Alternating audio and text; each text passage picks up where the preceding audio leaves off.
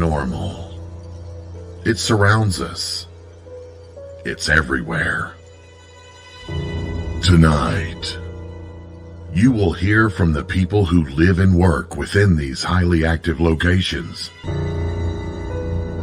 all in the efforts to discover America's most haunted.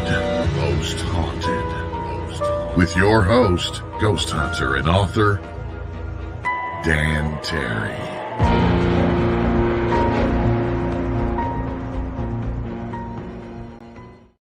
Good evening, guys and ghouls. I am Dan Terry, your ghost host with the most haunted.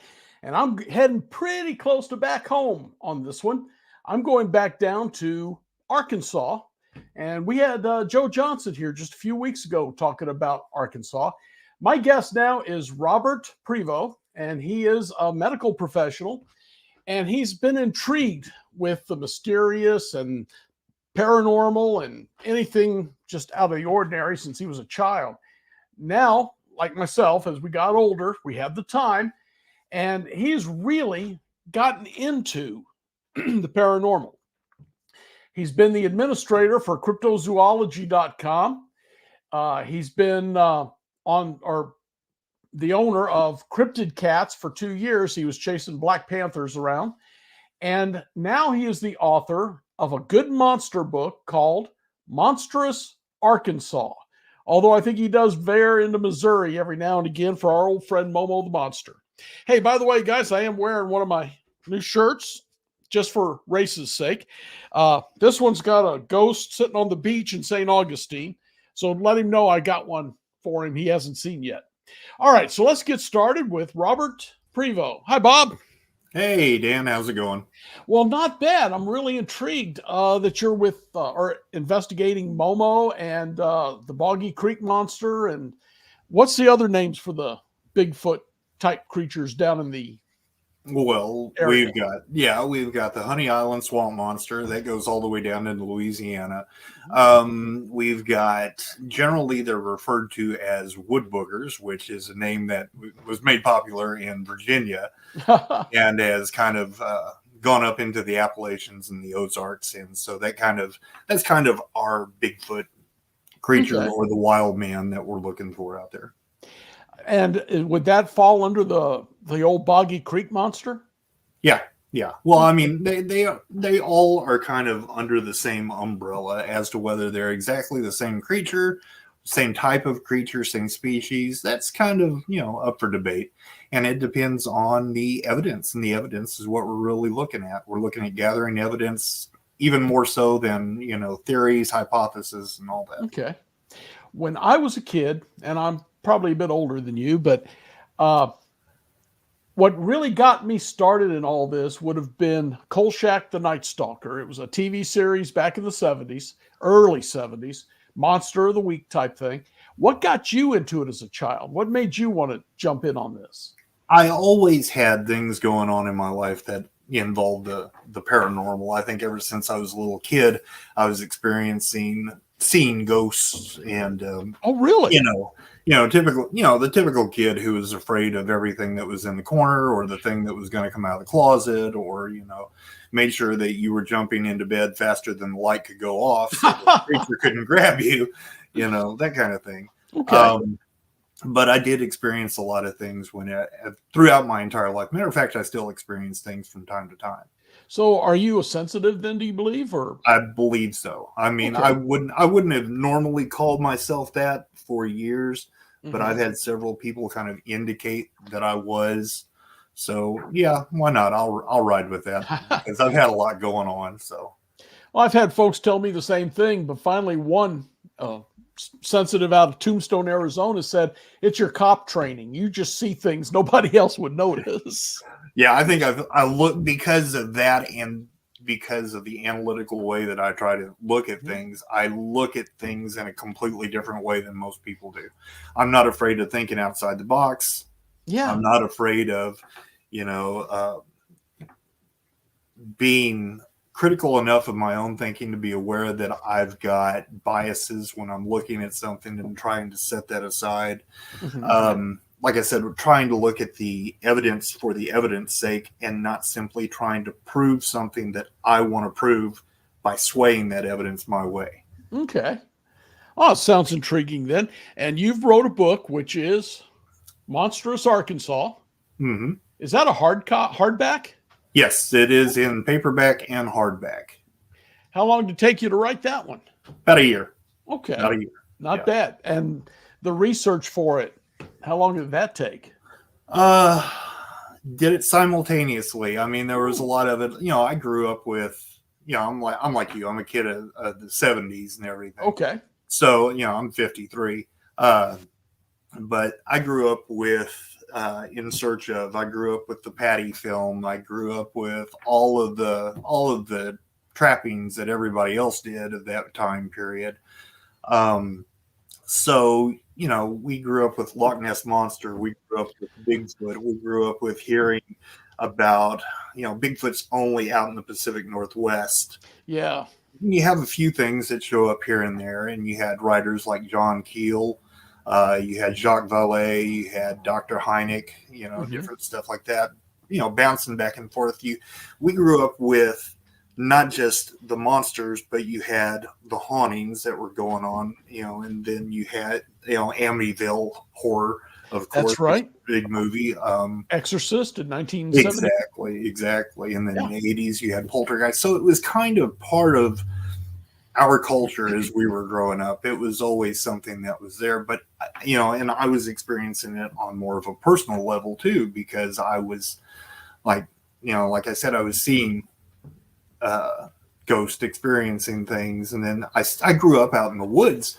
That was my favorite place to be. So when I was in the woods, I was running into odd things from time to time, or being paced out of the woods by something that I couldn't see, or just, you know, you get that weird feeling when you're somewhere where you're like, maybe I shouldn't be here. Maybe I should leave, you know? So it was an ever present thing. What kind of monsters are you dealing with down in the Arkansas, Missouri, Oklahoma area?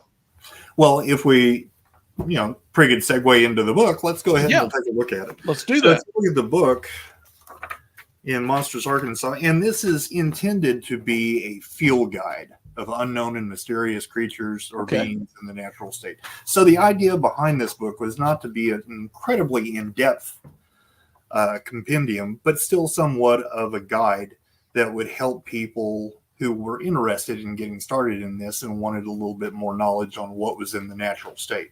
Okay. So I have it set up to where we go through and we look at, well, we've got aquatic monsters. You've got the growl, which is one that was pretty popular. A lot of people who live in like the northwestern area of Arkansas are pretty familiar with. So we've got, you know, with Native Americans, there was the water panther. Whenever you get down around the White River, you've got the White River monster, which was a big one.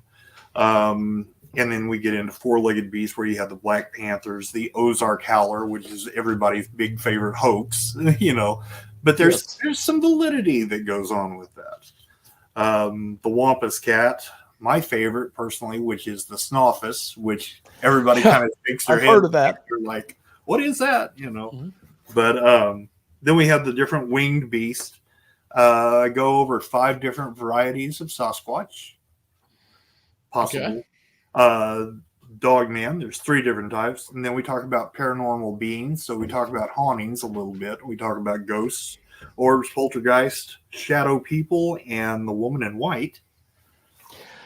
Every state and maybe every city has the woman in white. Oh, that's like you could talk about haunted cemeteries. Well, every little town I've ever heard of has a haunted cemetery. Yes.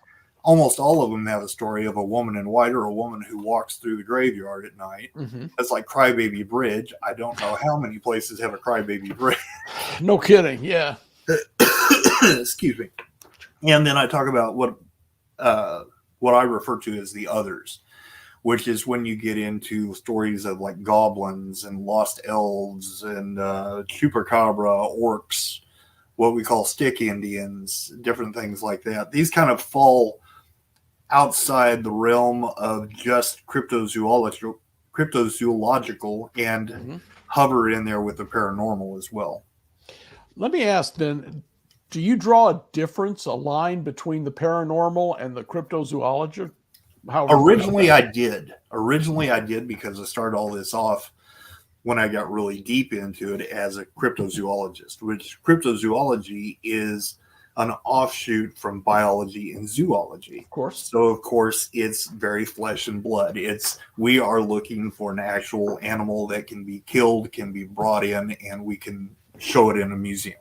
We can say, okay, here it is, which is the way we were approaching Sasquatch. Mm-hmm.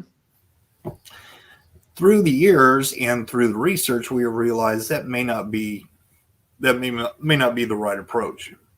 And not only that, we create an issue when we have research. Let's say we're doing research on Sasquatch, and we're out there and we're doing an investigation, and while this is going on, we're experiencing orbs, or maybe we're experiencing poltergeist type activity.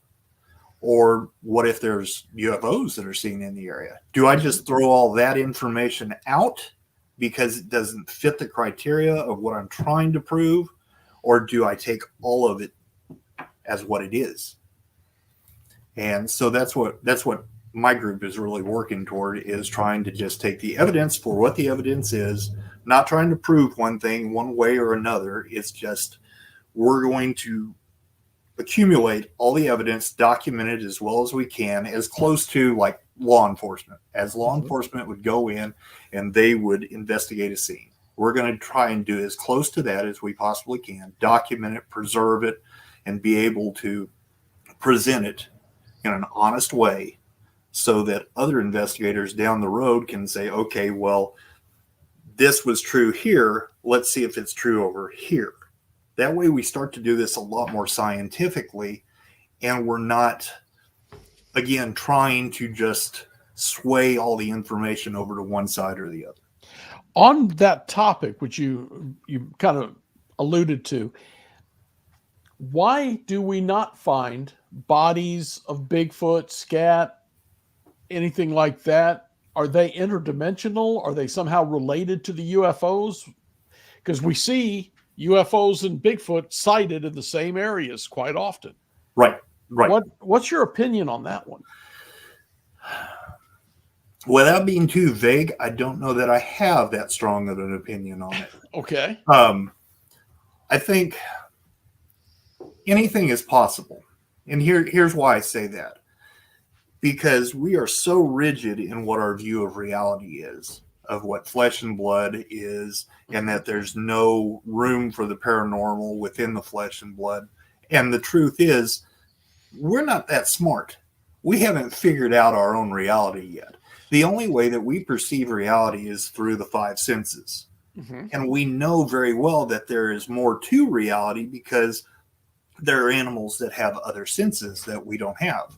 You can look at cats. Cats have a Jacob's organ, and they can sense. It's not just smell. It's not just pheromones or hormones or whatever. They're able to sense something else in the world. We can't see in different spectrums of light. We can't hear at different decibels, but that doesn't mean it isn't there. Mm-hmm. So limiting ourselves and saying that Bigfoot is this and putting a stamp on it and saying it can be nothing else, to me, is a little bit on the side of ignorance, because we're not that far along. We don't know what we've got. And we have had a history of groups and researchers who have avoided or omitted other evidence that really should have been included. I agree. I'm still leaning on, and the way I would do like that, it'd be, here's my hypothesis. It's an interdimensional creature. Now, if I can prove it or disprove it, or there's evidence to the contrary, we'll take it. Right.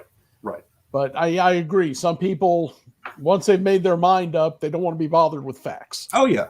So, I mean, to actually answer your question, it's possible. It's possible that it's interdimensional. It's possible that it's paranormal. It's possible that it's not a flesh and blood creature at all. It's also possible that there's 5 different types of entities that are running around through the woods, and we're considering all of them to be one type.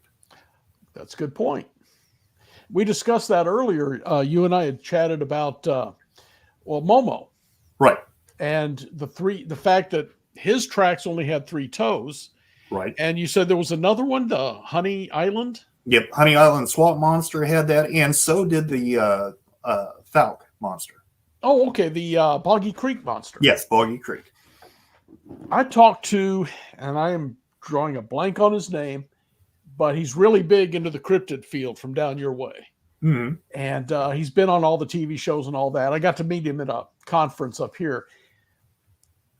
When I was a little kid, and I'm going back, I was a little kid in the early 70s. Uh-huh. And my neighbor and the kid, my friend, his sister took us to a drive-in to see The Legend of Boggy Creek when it first came out. Right. I have went my entire life thinking that was a very frightening work of fiction. Right. And this guy says no. He said, I've studied it, and that's actually fairly accurate. What have you heard on that? Are you talking about Lyle Blackburn? Yes, that's it, Lyle. Yeah, I got to meet him down at the conference down there. Really nice guy. Really nice guy. He is, and he's willing to sit and chat with you. Yeah. So, what do you think on that one? I imagine that is fairly true. I imagine that that's fairly accurate. I actually got to meet Smokey Crabtree years ago, and we sat and talked about fishing for about 2 hours because he was sick of hearing about Bigfoot. I can understand that. I don't blame him one bit, but also a great guy, and it's a shame he's gone. But he reaffirmed that there was a lot of that actually transpired. As far as I know, those are all true accounts. Mm-hmm. But the attack at the trailer and the damage that was done, I've only heard of 1 or 2 other cases where a creature like that would attack humans. Right. So again, you kind of got to think about it like a bear. Bears don't always attack, but once in a while they do. We don't know the circumstances behind what was going on. Was it attacked first? Was there issues with food? Was it territoriality? Again, this is, we're getting into murky water where we don't actually we haven't made an effort to collect enough information to actually make an educated statement on that. Okay. Well, and that's why we're here. That's what you do and what I do. And that's why I'm asking you these questions. Exactly. And I want you to. Yeah, I don't know about that, but if you and he both say that probably happened, I'm going to go along with you because I've never been down there. But boy, an attack like that is just, have you heard of attacks like that before? Once in a great while. Most of them are greatly unsubstantiated. Yes. There's not a lot of any kind of evidence one way or another. And then you can kind of get going down the rabbit hole of, are they being covered up by the government? So one that sticks out in my mind is, it's not necessarily, well, it's definitely not Sasquatch. It is the Dogman. When you get into the LBL and you talk about the attack that supposedly happened there around 1982. And there was supposedly a family that was killed by one of these creatures. So, and that's, we don't know if it's anything more than urban legend because there's honestly not enough evidence. I mean, we've had a couple of people who say, oh yeah, well, I worked there when that all happened and everything. And yeah, it's definitely true. But did you go out there before? Yeah. Well, we had the miners or the hunters in the cabin that allegedly were attacked and had rocks thrown at them back in the 1850s, 1860s. Yeah, you're talking about what happened up on Ape Canyon. Yeah. Yes. Yeah. And that's about it. I mean, they throw rocks sometimes and such as that, but that's about the most I've ever heard of. Right. Yeah. So it's intriguing, the idea of them actually attacking humans. I think it's very rare. And again, I think that possibly falls into, where are you at? What are you doing? And what are the circumstances behind? Mm-hmm. It's kind of like, if you're a police officer and you go on the scene and you're told that so and so struck me, well, yeah, but you were hitting him first. Yeah. you know. Dealt that. Yeah, I know. Yeah. There was a case, and I want to say it was in Washington. I'm sure you'll remember better than I, where a little boy was lost in the woods in the cold, just a young child. Yes. For what, 2 days, I think? And his story when he got found was a bear took care of him, but there should have been no bears out. Right. And folks jumped on the Bigfoot wagon. Do you have an opinion on that case? That is interesting because it's very much like the case that happened only a few years ago with a boy who went missing down in, I think it was Alabama. Okay. Alabama or Georgia.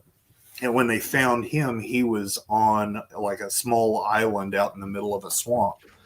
And so, you've got that case. You've got a girl back in about the same time period, about the late 1800s, early 1900s. Her father was cutting lumber at a mill, and she disappeared. And he actually saw what looked like almost like a bear pick her up and take off with her. Well, bears don't pick people up with their arms and take off with them. So maybe we're getting into the dogman type thing. Maybe there's, we start to lean into old accounts of what we call the fae or the fairies or the trolls, and, which Jacques Vallée, he has a really good book out there. I can't even think. I'm sure I got it on the shelf, but talks about the link between modern day alien abductions and the old stories of the fairies abducting children. I believe Rosemary Ellen Guiley talked about the same thing. Yes, she did.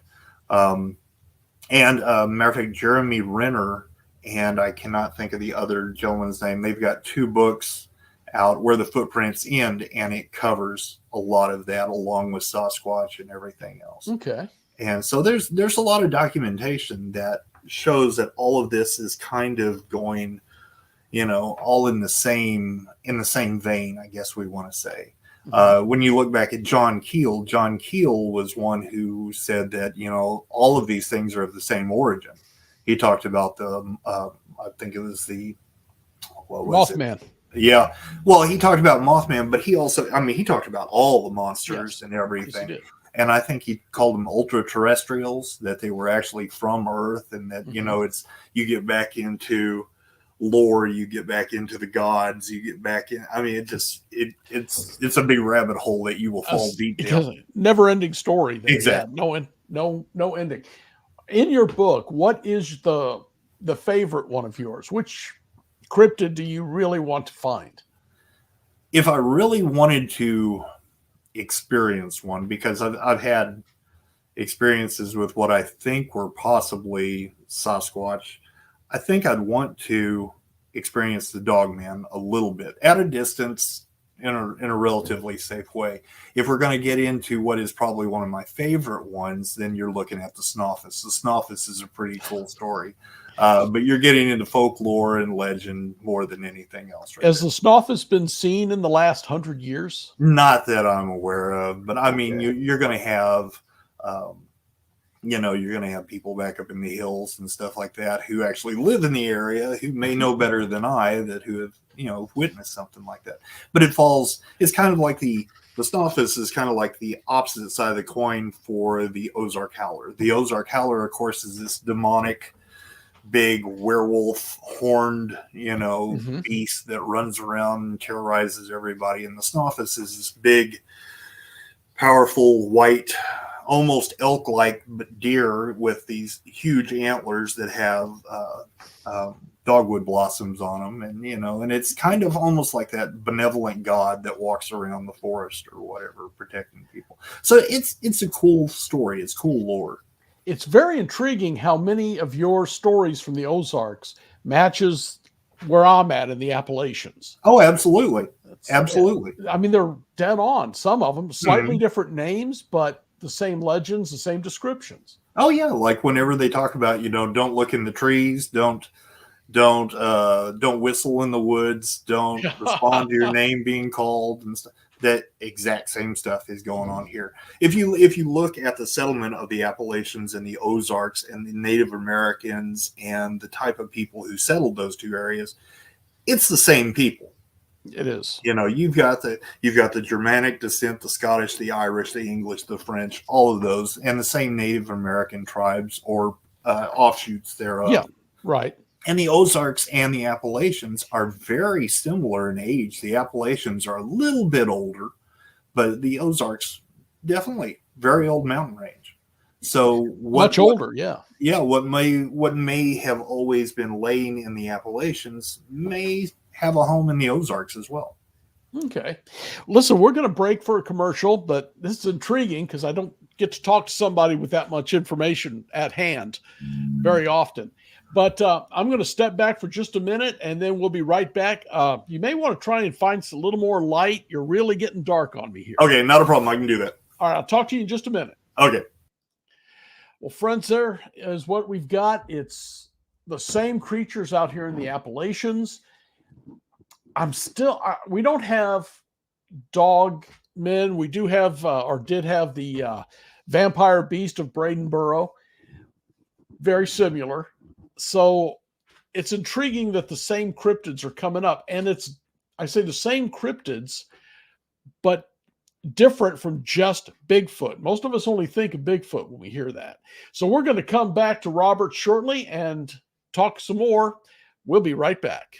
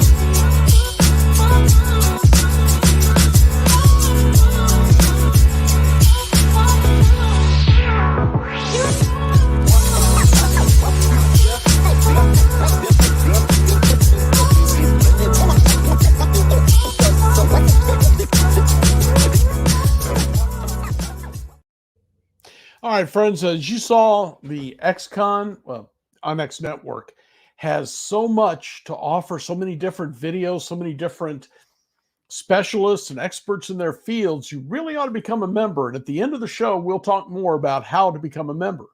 Also want to remind you, we're going to have the XCon. It's again in Springfield, Missouri in October. Talk a little more about that too at the end of the show. But keep it in mind, if you're planning your paranormal, supernatural vacations, we'll talk more about that and see if we can get you in on it. But I want to get back to Robert because I'm really enjoying the conversation. I am too. All right. So we've talked about that. Your book, how would you describe it then? The book, it's a field guide. So it's kind of an introductory idea. It's something that I designed so that people can look at it, use it more than anything. I don't want them just sitting at home reading it. You know, I don't want to help any keyboard trollers or the armchair quarterbacks or anything of our group. I want people to get involved.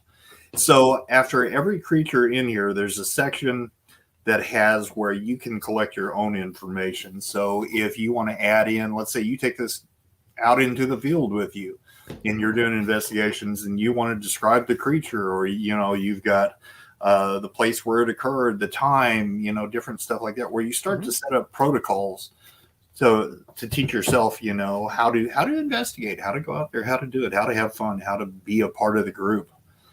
Just to throw it out there, how would you, walking through the woods with your book, know a Sasquatch from a Momo to a dog man? Okay. So if you were looking through it, and we've got some of the illustrations in there, which I doubt I will be able to show you very well. So just some basic illustrations, and I'll try and show it to you. So there's Sasquatch. So if you were looking through, and there's descriptions in here. So the matter of fact, the first thing we talk about is the habitat, the habits. We look at descriptions and some of their behaviors. So there's different things, different identifiers in here that can help you. Well, we've got generally on a few of the creatures, we've got trackways, what the tracks look like. That way you can identify the difference between the two from what we know so far. So there's a lot of different things in there that as you read through that hopefully will help you. And maybe there you'll find something different that I didn't find in my research while you're out there, and you'll be able to help the next person that comes along. When we're talking dogmen, do they have some something that would automatically make you know this is not a Bigfoot extended? Oh yeah, well definitely. I mean, it's going to look more like a wolf in the face. You know, I've been told several times that they look. If you look like, what is that movie I'm trying to think of? Underworld. Okay. You know, if you've seen that where they have the big werewolves and everything, they say they look a lot like that in some cases. Some cases they look more like hyenas. Sometimes they travel on 4 legs. Sometimes they travel on 2.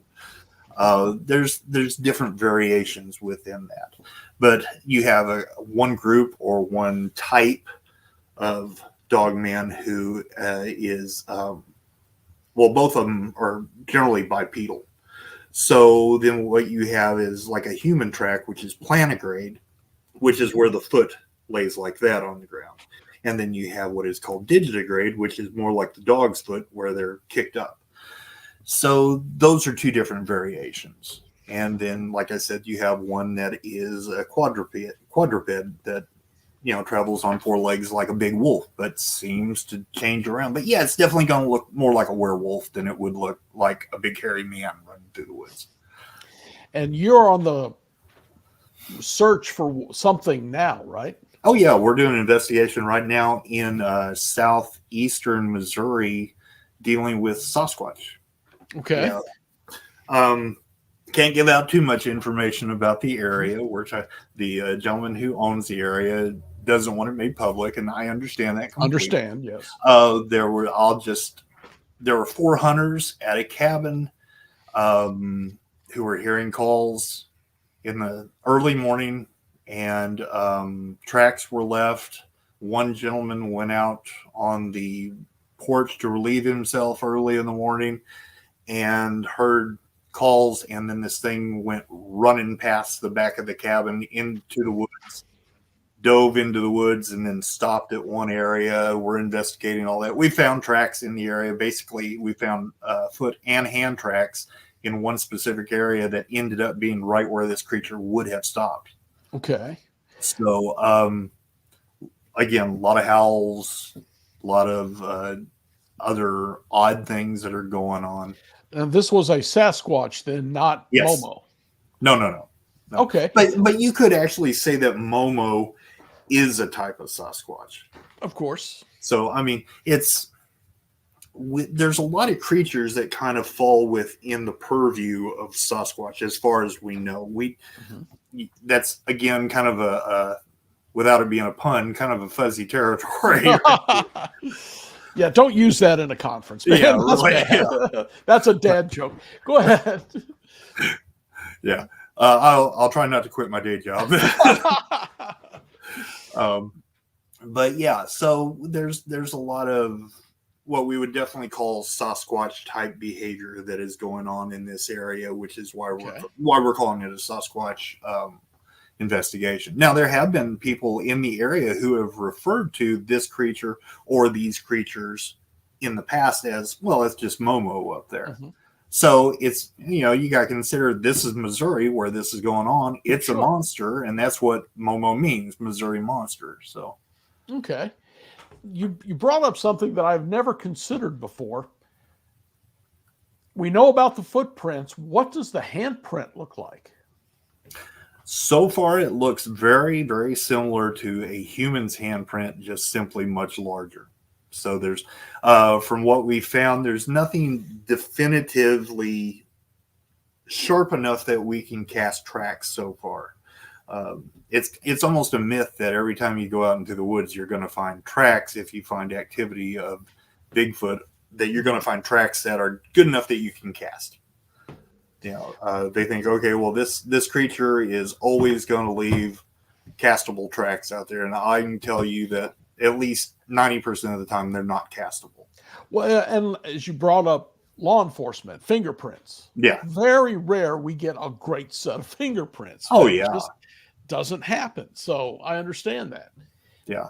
But if you've done enough tracking in the woods, even as a hunter or as a police officer or anything like that, you start to see the trackways that are going through, and you start looking for the other evidence that goes along with it. There's tree breaks or other things, or maybe an animal kill or movement of rocks in a strange way. That it's just kind of, all of these are different anomalies, but they add up to something. Okay.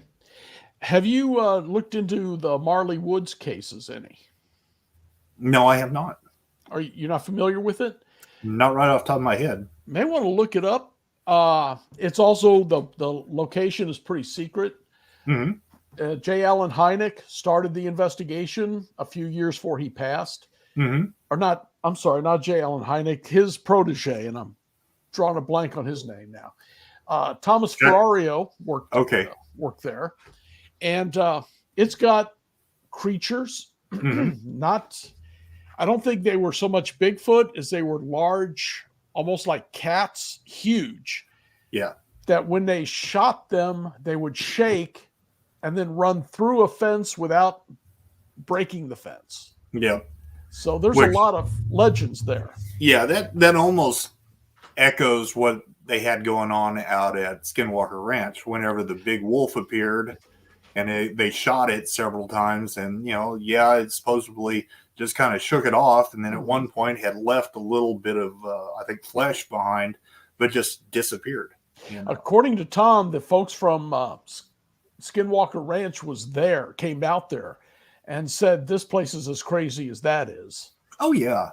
That's typical what we refer to as high strangeness. Whenever you get into where you blur the lines between UFO activity, paranormal activity, cryptid activity, they start to call it high strangeness because we couldn't think of anything else. That's actually what the second book I'm going to be working on I am working on, has to do with bringing all three of these together. So that we're not, you got a lot of infighting just between cryptozoologists. You've got a group of cryptozoologists who's over here, it's flesh and blood, it can be nothing else. Then you got the other ones who are, well, maybe there's something else going on. You get the same thing within the paranormal groups and with the extraterrestrials. We have a real problem with sharing information. Yes, we do. We have a problem with working together. It's really hard to call it a community when there's no community. But there is plenty of people trying. Yes. And there is groups working together. Oh, yes. And they just don't get their own TV shows. Right, exactly. And that's mostly what we're trying to do with Monstrous Arkansas on Facebook, is trying to bring all these different people together. So I've got, I'm encouraging people who are into folklore only. Come in there. We need you.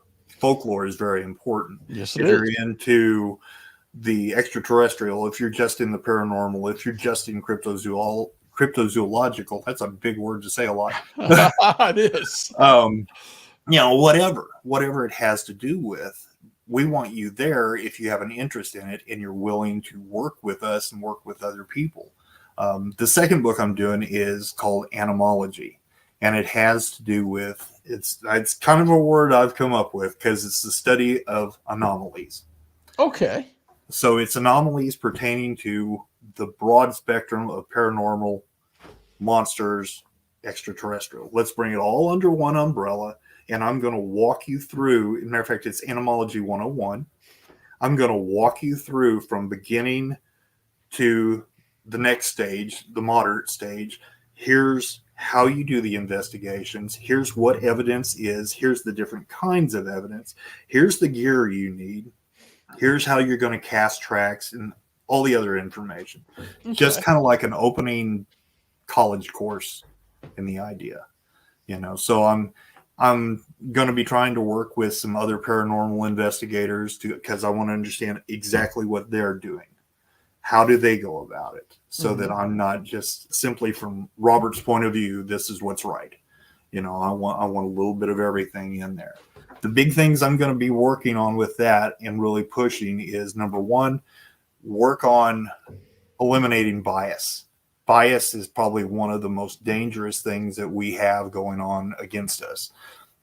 You see it a lot of times where people are, Facebook groups.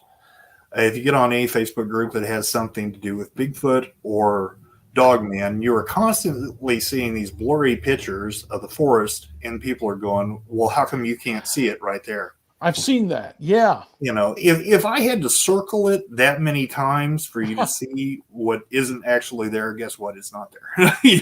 Right. It's like orbs. Yeah. You can't. Yeah. Well, yeah, exactly. Evidence should be evidence no matter who's looking at it. I shouldn't have to color it in crayons for you to see it. What I've discovered on orbs, of course, most of them are silly. They're they're dust. Moisture, they're dust. But I've had so many cases where somebody says it's right in front of me. I take a picture, get the orb. I had meters going off, take a picture, big orb over it. I think some orbs are really spirit energy. Oh, yeah. But like you said, most of them, people show me this. Yeah, you're standing on a dusty road at night with a flash. Yeah. There's going to be 100 orbs. That's just going to happen. Yes, I agree, definitely. I don't kick everything out. It's the totality of the circumstances that makes it evidence. Oh, yeah. That's like you could go into the forest at any given time and start taking random pictures of the forest and show them to the right or the wrong people, I guess you'd say. And they're going to pick out Bigfoot faces or dogmen all through there because that's where pareidolia is. These are the same people that can look at clouds and find, ducks and bulldogs, So evidence needs to be evidence no matter what it is. So bias is one thing that we're cutting out or working on, trying to remove. And then the second thing is establishing protocols. Protocols are necessary. We need to have those. So what you would do at this investigation where you've established protocols, I'm going to start off with this. I'll start off with A, do B, do C, do D. Those same protocols should apply for the very next investigation that you're going to do. Sure. That way there's a consistency and you're starting to gather information under the same guidelines. If you want to experiment and try different equipment, There's nothing wrong with that. But put it under experimentation. Like with a Sasquatch one. We know that we're going to we have preliminary investigations where we go out and we look at the area, or and at the same time, we'll be gathering eyewitness accounts. Okay, so we'll look at the area, see if there's any activity. Are there tracks? Are there broken trees? Has there been animal predation? What else is going on? So that gives us the preliminary where we can say, okay, we're coming back in and we're going to do a second stage investigation. So the second stage investigation, we're coming in with more game cameras. We're moving stuff around. We're creating bait stations. We'll even do a gifting rock or something like that. So, we're willing to try because we're establishing protocols at this time. What works here, we'll try it on the next investigation. And as we go along, it may take 10 investigations before you establish a good protocol and you know what you're going to do and what you're not going to do. Okay. One thing we know we're not going to do, we're not going to go out there like a bunch of silly people and start hooping and hollering and beating on trees. Yeah. I don't speak Bigfoot. I don't know what you're saying when you're saying those things. So I might say something very offensive, or I might be indicating that it's mating season. Either one, I don't want to be a part of. That thought has crossed my mind before. Just jetting over for a few minutes, a couple minutes we have left here. Yeah. You're doing paranormal investigations as well. Is there anything from your area you want to specifically talk about? We have a lot of isolated events. We have a graveyard, of course. It's an old graveyard. that's pretty well known in the area for being haunted.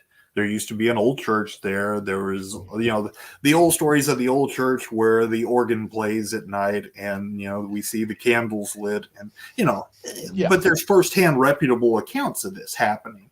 The church has since been burnt down, is gone. So now there is still the activity that happens in the graveyard. Plus, we've got an apartment complex that has gotten a hold of me, and they have one specific apartment that stands alone that there's activity going on, and it's pretty heavy. So we're going to go in there just as soon as we can, as soon as the weather starts straightening up a little bit, and we make some headway on the Bigfoot stuff. And how far are you from the Pea Ridge battlefield?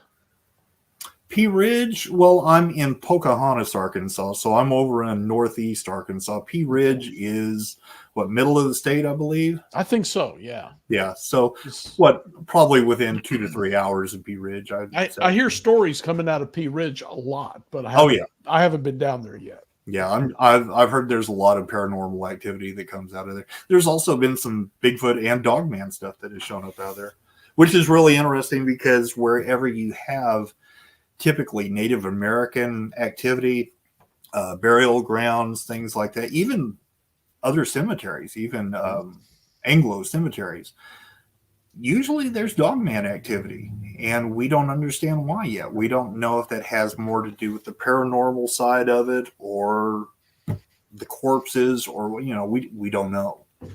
That is intriguing. I had not heard that one yet. Yeah. So where there's been Indians lived, Dogmen tend to show up there, not so much the Bigfoot, Sasquatch, or anything like that. Right. Now there have been stories of Sasquatch being seen in the area of cemeteries and stuff. And matter of fact, I think in your neck of the woods you have something that's called the Grave Digger. That is one of the old legends, yes. Yeah, which is a variation of Dogman. And I didn't know that. Yeah. There's actually some footage that a couple of girls got on their lunch break, I think, when they were parked in a cemetery, and they saw what looked kind of like a Bigfoot digging a hole in a cemetery. So that may be your grave digger, So there's some different stuff going on with it. I'm gonna have to look that one up. That sounds intriguing. So. Yeah. And I know you're on the page with the rest of us. If I get a chance, I will find it and I'll post it on there for you so you can share it. What about your new book? When do you expect it to come out? I'm looking at December of this year. I'm giving myself 2 years because it's going to be a deeper read than the first book. The first book, you can read through that. I mean, just read through it in one night. The idea is the way you're going to use the first book. The second book is going to be more in-depth, more in detail, more step-by-step. So it's not going to have so many illustrations. It's going to have a lot more photographs in it. Okay. And so we're hoping December. If not December, then maybe the middle of next year or something like that. All right. Well, Robert, if you get some really good evidence or some good stories for me, give me a holler so we can get you back on here. Oh, absolutely. Because this has been one of the most exciting discussions I've had. Well, good. I'm glad. No, you know your topics, you know it well, and we're kind of on the same level on that. So excellent, that's great. Excellent. All right. Well, Robert Prevo, am I pronouncing that properly? You are. Okay. Author of Monstrous Arkansas.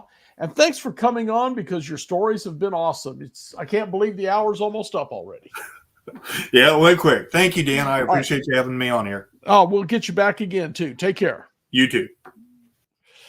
All right, friends, as I said, very intriguing, very interesting what he had to say.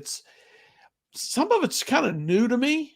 And I still haven't got in my, as you all know, you all watch me a lot. I ask a lot of the people, which he brought up on his own, about if all of this is connected somehow. Ghosts, UFOs, cryptids. We know that when Mothman showed up, they had men in black, UFOs, and ghost activity. So there's so many times all of this stuff goes on in the same place. Why?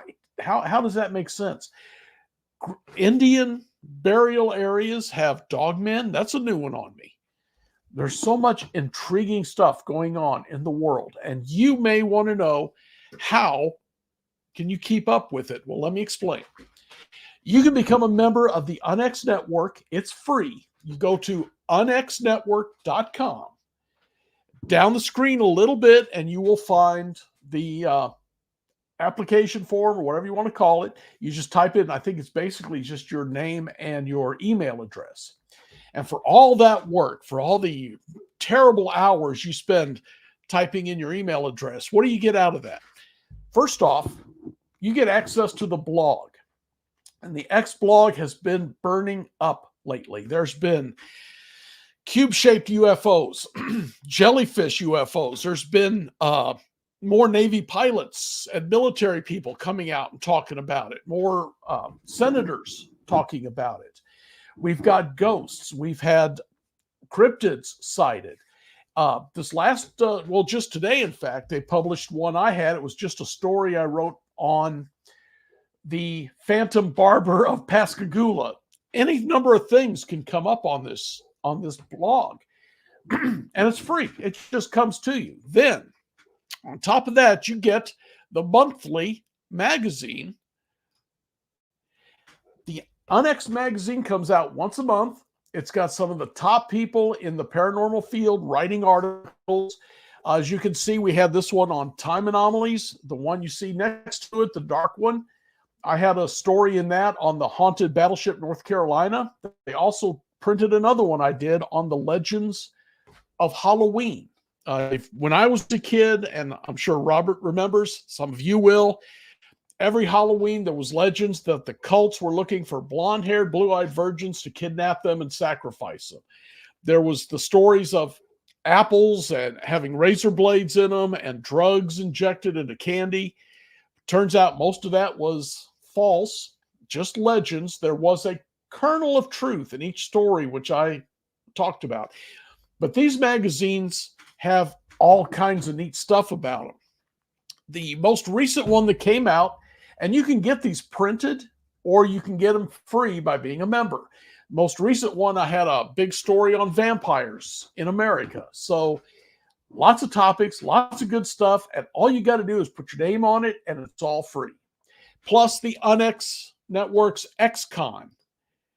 It's coming up October 11th to the 13th in Springfield, Missouri. Last year's XCon was incredible. And we were at the Oasis Hotel in Springfield, Missouri. Nobody who worked there told us the place was haunted. But the speakers, the vendors, and the guests all watched shadow people walking around where we were at, where we were actually holding it. Everyone was starting to freak out a little bit because so many different people had seen it. So I think we're going to do a little ghost hunting while we're there this time. I'm going to be doing part of it. We'll be talking about using dowsing rods. But there's so much you get just for being a member of the XCon, so of the UNX Network. Check it out, unxnetwork.com, and you'll be glad, folks, that you did. And as far as me, it's kind of cold. I'm about to step on out of here and get some supper. But I want you all to stay warm, stay dry, and most important of all, stay spooked. Good night.